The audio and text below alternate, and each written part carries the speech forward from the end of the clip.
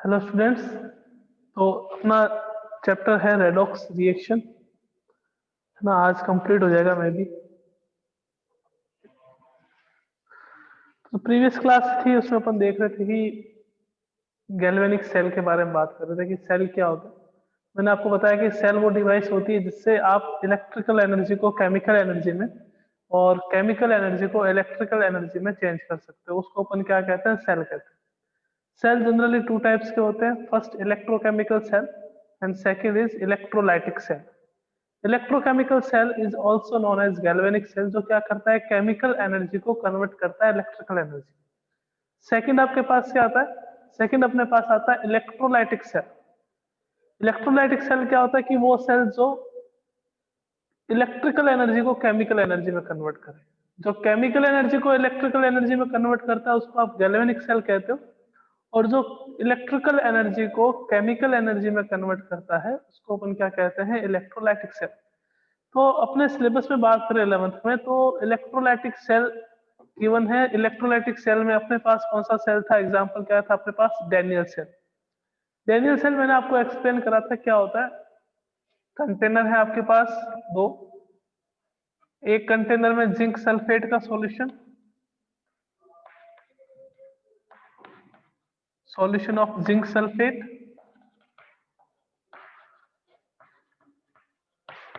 एक और कंटेनर, इसके अंदर आपके पास कॉपर सल्फेट का सॉल्यूशन।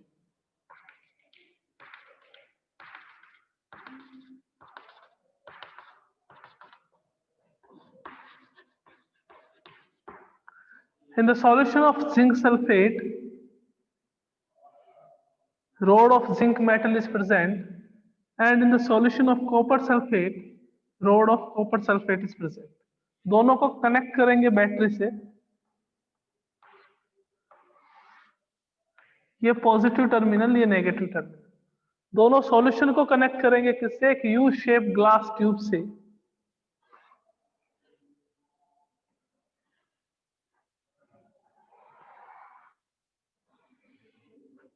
इस यू शेप ग्लास ट्यूब को आप क्या कहते हो? Salt bridge.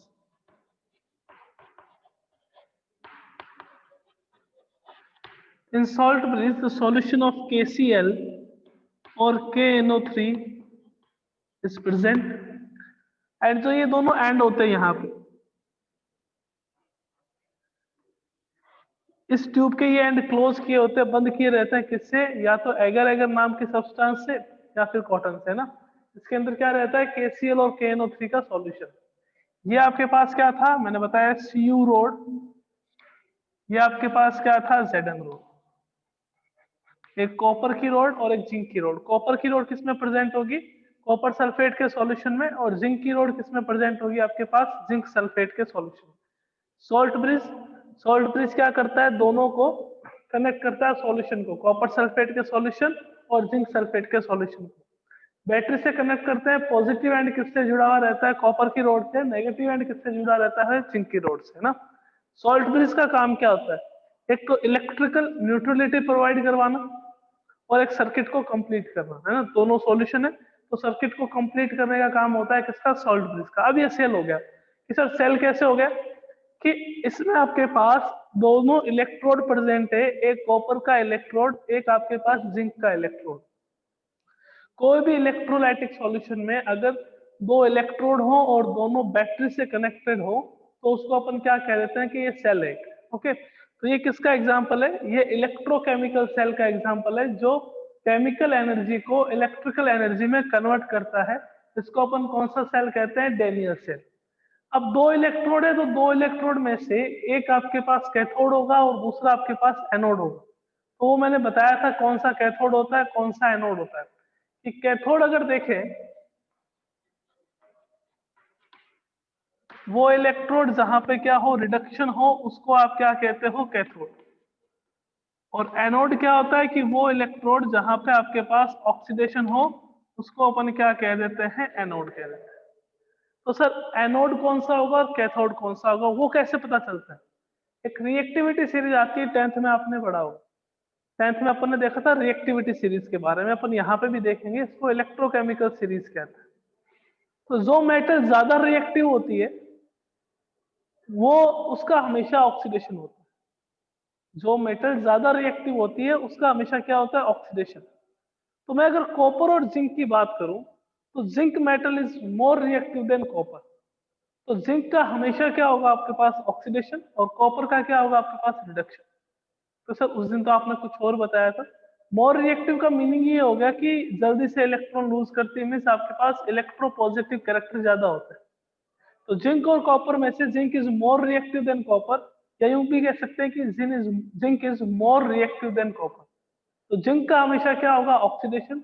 कॉपर का हमेशा क्या होगा आपके पास, रिडक्शन। तो इस इलेक्ट्रोड को आप क्या कह दोगे कि सर ये इलेक्ट्रोड जो है वो हमारे पास एनोड है, और ये इलेक्ट्रोड जो है वो हमारे पास क्या है, कैथोड। तो रिएक्शन क्या होती है अपने को पता है, oxidation means de electronation, reduction means electronation. तो यहाँ पे एनोड पे क्या रिएक्शन होगी और कैथोड पे क्या रिएक्शन होगी, कि at anode Zn is converted to Zn plus 2 electron. At cathode Cu plus 2 electron से आपको क्या मिलेगा, Cu मिलेगा।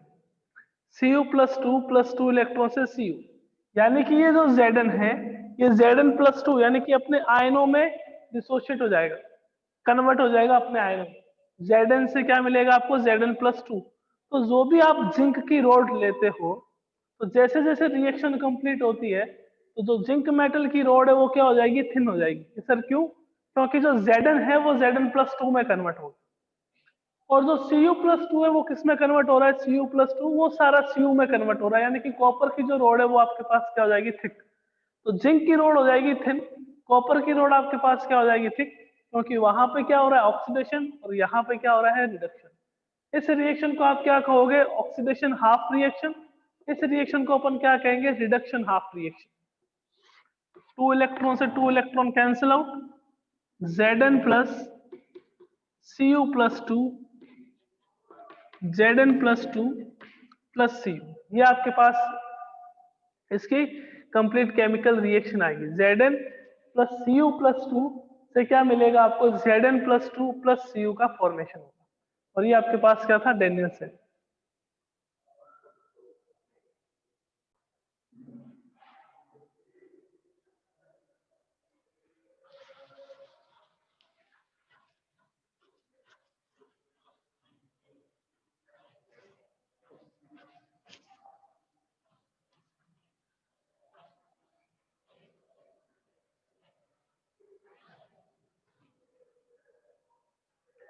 नेक्स्ट अपने पास आता है इलेक्ट्रोड पोटेंशियल।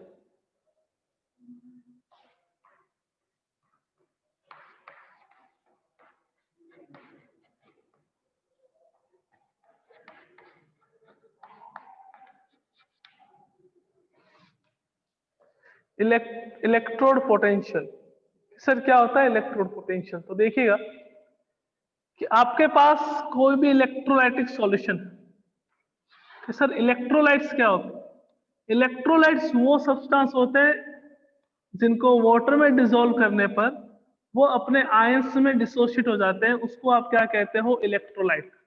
जैसे आपके पास है NaCl, इसको वाटर में डिसॉल्व करोगे तो आपके पास क्या आ जाएगा, Na प्लस और Cl माइनस। अगर आपके पास है CuSO4, जैसे ही वाटर में डिसॉल्व करोगे तो क्या होगा, आपके पास क्या मिलेगा, Cu प्लस 2 और SO4 माइनस 2। ओके, ये आपके पास कोई भी मेटल का सॉल्यूशन है, मैं यूं लिख देता हूं इसको MSO4, यानी कि मेटल का कोई भी सॉल्यूशन, मेटल सल्फेट का या मेटल कार्बोनेट का कोई भी सॉल्यूशन, यहां पे उसी मेटल की रोड है।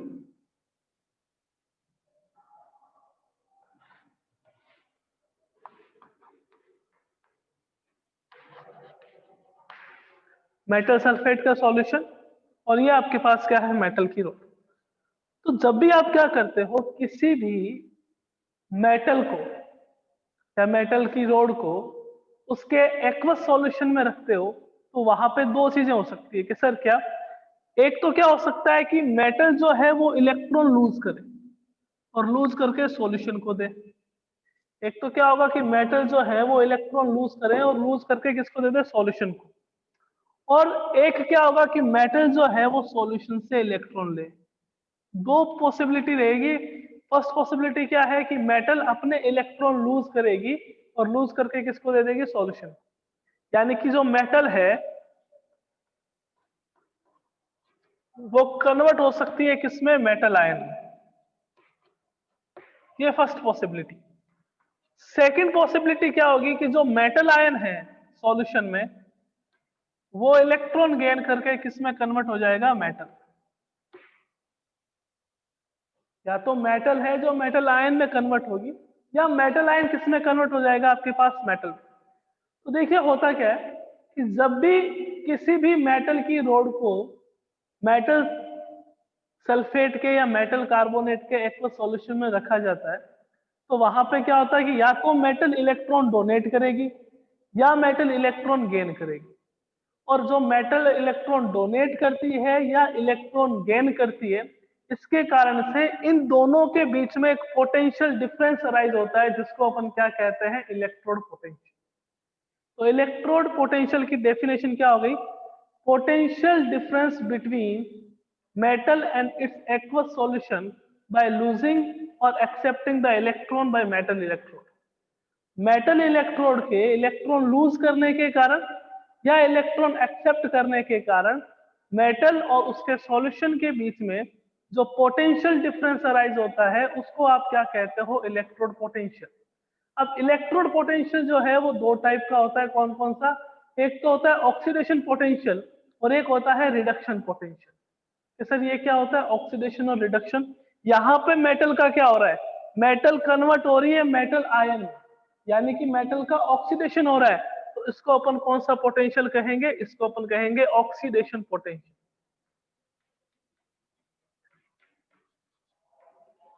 यहाँ पे मेटल आयन कन्वर्ट हो रही है मेटल में, ऊपर क्या था, मेटल मेटल आयन में कन्वर्ट होता है। तो जब भी कोई मेटल अपने आयंस में कन्वर्ट होती है, मतलब उसका पॉजिटिव चार्ज आ रहा है, मतलब इलेक्ट्रॉन बाहर निकल रहे हैं, और इलेक्ट्रॉन बाहर निकलेंगे तो हमेशा क्या होगा, ऑक्सीडेशन। तो उस पोटेंशियल को अपन क्या कहेंगे, ऑक्सीडेशन पोटेंशियल। यहाँ क्या हो रहा है, मेटल आयन जो है वो कन्वर्ट हो रहा है मेटल, मीन्स मेटल का रिडक्शन हो रहा है। रिडक्शन जब होता है तो उस पोटेंशियल को आप क्या कहते हो, रिडक्शन पोटेंशियल कहते हैं। तो एक आपके पास होता है ऑक्सीडेशन पोटेंशियल और एक आपके पास होता है रिडक्शन पोटेंशियल। ऑक्सीडेशन पोटेंशियल कब होता है कि जब मेटल अपने आयन में कन्वर्ट होती है। जैसे यहाँ पे Zn है, Zn से क्या बना, Zn प्लस टू इलेक्ट्रॉन। तो यहाँ पे जो इलेक्ट्रोड पोटेंशियल आएगा उसको अपन कहेंगे ई ऑक्सीडेशन, यानी कि ऑक्सीडेशन पोटेंशियल। Cu+2 है, प्लस टू इलेक्ट्रॉन से किसका फॉर्मेशन हुआ, Cu का। तो इसको अपन क्या कहेंगे, ई रिडक्शन कहेंगे। E oxidation and E reduction, oxidation potential and reduction potential.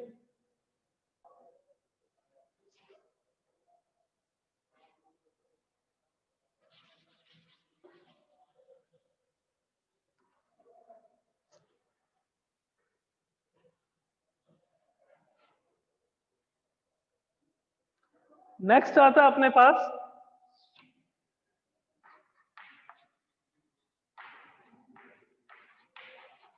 Standard electrode potential.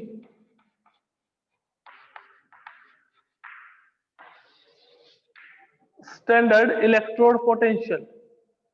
Standard electrode potential क्या होता है, स्टैंडर्ड कंडीशन में किसी भी मेटल का जो इलेक्ट्रोड पोटेंशियल होगा उसको आप क्या कह दोगे, standard potential, standard electrode potential कह दोगे।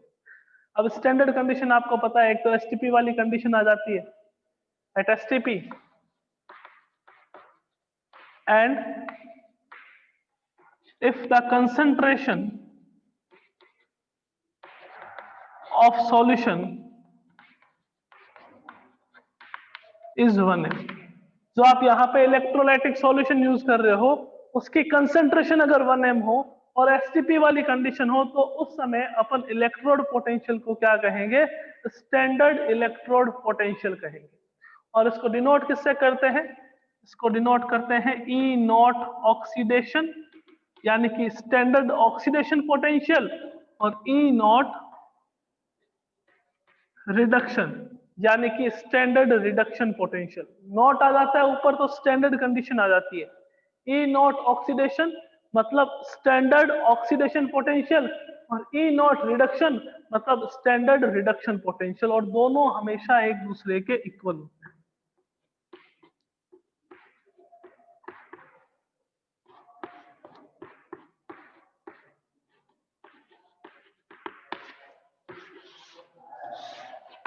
ई naught reduction is equals to minus E naught oxidation, कि अगर इसकी वैल्यू x है तो इसकी वैल्यू कितनी होगी आपके पास माइनस एक्स। इसकी वैल्यू अगर x है तो इसकी वैल्यू कितनी रहेगी आपके पास माइनस एक्स। कि सर हमें कैसे पता चलेगा कि ऑक्सीडेशन पोटेंशियल गिवन है या रिडक्शन पोटेंशियल गिवन है? कि हमारे पास क्वेश्चन आ गया तो हमें कैसे पता चलेगा कि हमें ऑक्सीडेशन पोटेंशियल गिवन है या रिडक्शन पोटेंशियल? कोई दिक्कत वाली बात नहीं। देखो अगर आपको ऐसा गिवन हो ई नॉट Zn से Zn plus to, E naught Zn से Zn प्लस टू, जिंक से क्या बन रहा है जिंक प्लस टू। तो यहाँ पे जिंक का क्या हो रहा है कि सर ऑक्सीडेशन हो रहा है, तो ऑक्सीडेशन हो रहा है मीन्स ये क्या हो गया ऑक्सीडेशन पोटेंशियल। अगर आपको ऐसा गिवन हो ई नॉट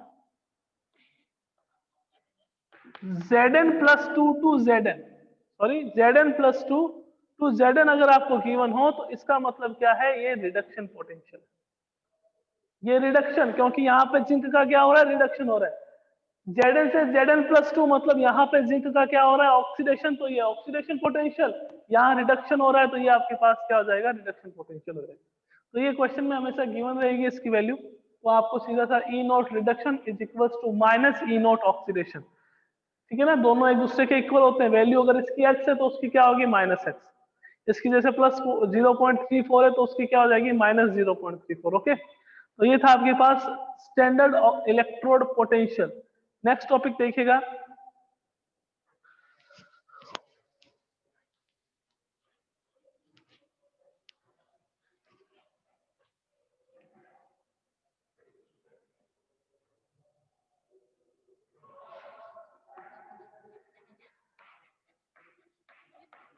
स्टैंडर्ड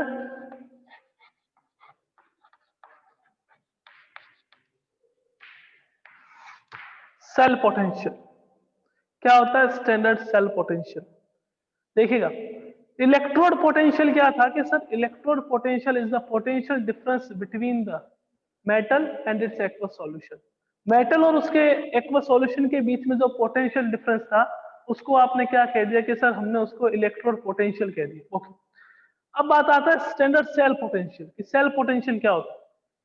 अपने को पता है कि कोई भी सेल हो, सेल का फॉर्मेशन कब होगा जब उसमें दो इलेक्ट्रोड हो, एक आपके पास कैथोड होगा दूसरा आपके पास क्या होगा एनोड होगा। एक स्पेशल बात ध्यान में रख लेना, जो लेफ्ट हैंड साइड है वो क्या रहेगा एनोड, जो राइट हैंड साइड है वो क्या रहेगा कैथोड। ये आईयूपीएससी के रूल्स हैं, इसको हमेशा ध्यान रखना है कि लेफ्ट हैंड साइड हमेशा एनोड रहेगा और राइट हैंड साइड हमेशा क्या रहेगा कैथोड रहेगा। तो मैंने आपको अभी क्या कहा सेल पोटेंशियल की बात कर रहे हैं। सेल पोटेंशियल क्या होता है? सेल पोटेंशियल आपके पास क्या होगा कि अपने पास दो इलेक्ट्रोड है, एक आपके पास कैथोड है और दूसरा आपके पास क्या है एनोड, एक कैथोड और दूसरा आपके पास एनोड। तो जो कैथोड और एनोड के बीच का पोटेंशियल डिफरेंस है उसको अपन क्या कहेंगे, उसको अपन सेल पोटेंशियल कहेंगे। तो सेल पोटेंशियल का फॉर्मूला क्या आ जाएगा, E naught cell equals to E naught cathode minus E naught anode. कि सर ई नॉट कैथोड क्या होता है? E naught cathode is the electrode potential of cathode, E naught anode means electrode potential of anode. अब यहाँ पे थोड़ा सा दिमाग में एक बात सेट करनी है अपने को कि आईयूपीएससी ये कहता है कि जो रिडक्शन पोटेंशियल होता है उसी को ही इलेक्ट्रोड पोटेंशियल कहते हैं। जो रिडक्शन पोटेंशियल होगा उसी को उसने क्या माना है इलेक्ट्रोड पोटेंशियल माना। तो यहाँ पे अपने पास फॉर्मूला क्या आ जाएगा कि E naught cell equals to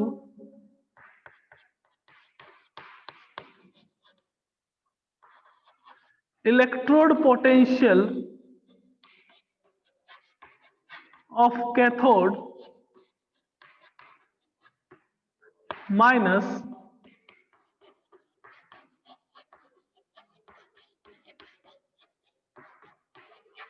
electrode potential of anode. ये आपके पास ई नॉट सेल का फॉर्मूला जाता है कि सर एक एग्जांपल करवा दो। तो आइए देखते हैं एग्जांपल।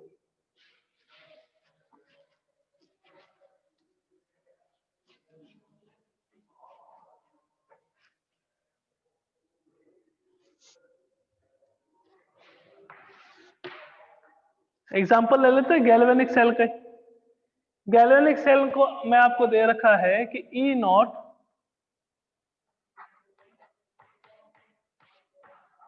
Zn प्लस 2 से Zn minus 0.76 volt, E not Cu plus 2 से Cu ये प्लस का 0.34 वोल्ट। ये इलेक्ट्रोड पोटेंशियल गिवन है, जिंक का भी गिवन है और आपके पास कॉपर का भी गिवन है। तो मैंने कहा cell potential will be E naught cell क्या होगा। तो सर ई नॉट सेल का फॉर्मूला क्या था, E naught cell equals to E naught cathode minus E naught anode. तो ई नॉट सेल क्या आ जाएगा आपके पास, प्लस का 0.34 माइनस का 0.76। तो 0.34 प्लस का 0.76 आपके पास क्या आ गया 1.10 वोल्ट। सर आपको कैसे पता कि कैथोड पे कॉपर होगा और एनोड पे जिंक होगा। देखिए कैसे पता, रिएक्शन से पता है मेरे को कि Zn प्लस Cu प्लस 2 से क्या मिला मेरे को, Zn प्लस 2 प्लस Cu का फॉर्मेशन। तो जिंक का यहाँ पे क्या हो रहा है कि सर जिंक का ऑक्सीडेशन हो रहा है। तो जिंक का ऑक्सीडेशन हो रहा है तो ये ऑक्सीडेशन वाली जो प्रोसेस है वो कहाँ होती है, एनोड पे। यहाँ पे इसका क्या हो रहा है, रिडक्शन। रिडक्शन हमेशा कहाँ होता है कि सर रिडक्शन तो कैथोड पे होता है। तो मैंने कैथोड पे किसको लिया है, कॉपर को, और एनोड पे किसको लिया है, जिंक को। तो आपको रिएक्शन से पता चलेगा कि एनोड पे क्या लेना है और कैथोड पे क्या लेना है। यहाँ पे ई नॉट कैथोड आपकी इच्छा से आप जिंक नहीं रख सकते और आपकी इच्छा से यहाँ पे आप कॉपर नहीं रख सकते। आपको रिएक्शन पता होनी चाहिए कि रिएक्शन क्या हो रही है और रिएक्शन में किसका ऑक्सीडेशन हो रहा है और किसका रिडक्शन हो रहा है। जिसका ऑक्सीडेशन होगा वो हमेशा कहाँ आएगा, एनोड पे, और जिसका रिडक्शन होगा वो हमेशा कहाँ आएगा, आपके पास कैथोड पे आएगा। ओके,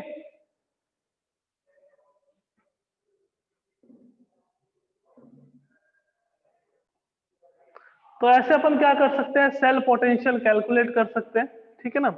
अब दो तीन बातें हैं वो मैं आपको बताता हूं, उसको आप एकदम याद रखिएगा। क्या बातें हैं सर ऐसी, कि अगर आपके पास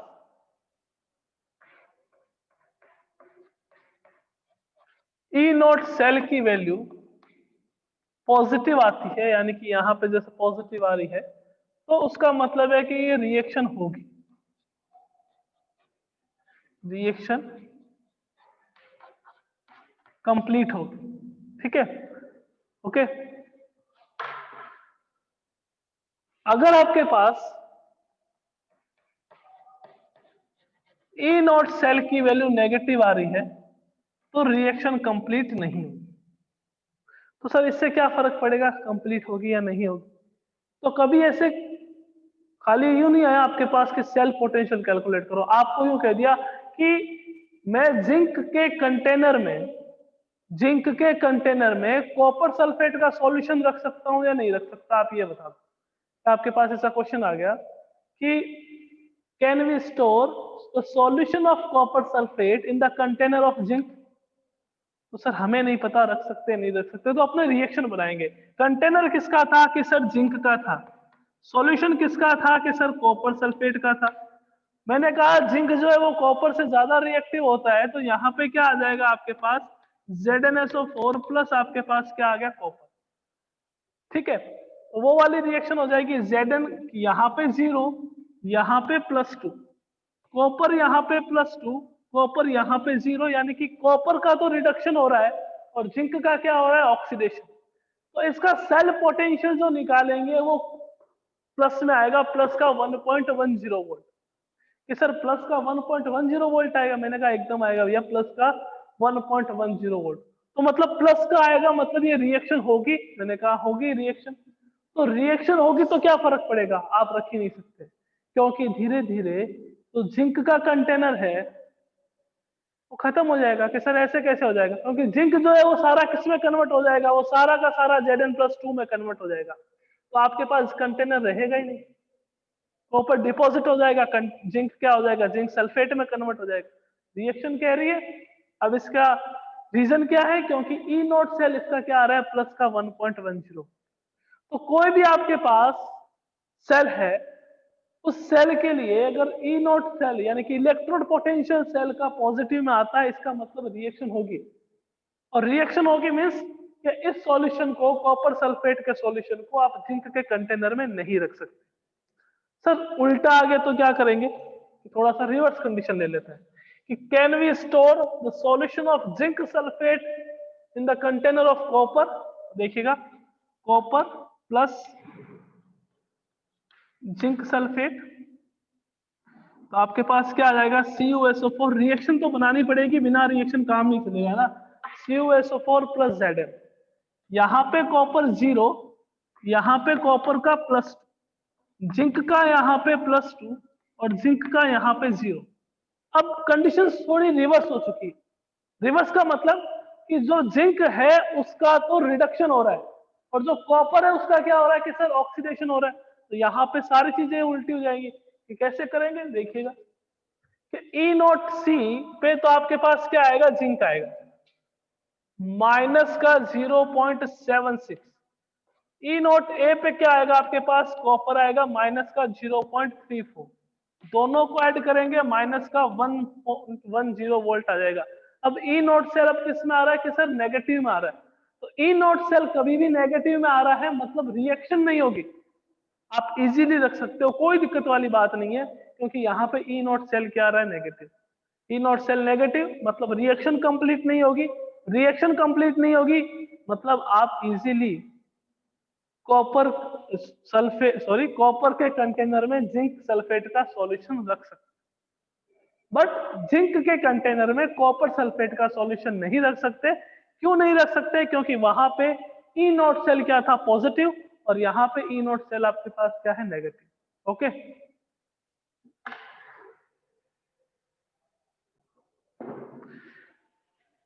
क्लास टॉपिक आता है अपने पास स्टैंडर्ड हाइड्रोजन इलेक्ट्रोड, SHE। क्या होता है देखिएगा,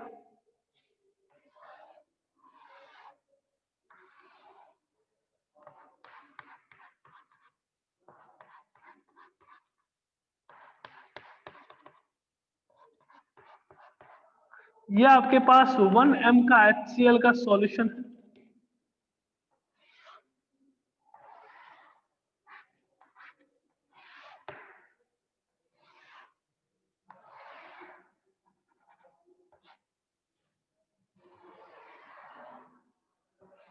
ये एक प्लेटिनम ब्लैक कोटेड इलेक्ट्रोड है।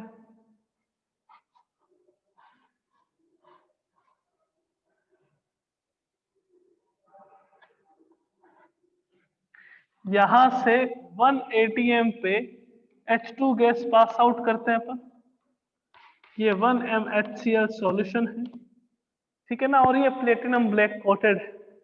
इसको अपन क्या कहते हैं, स्टैंडर्ड हाइड्रोजन इलेक्ट्रोड।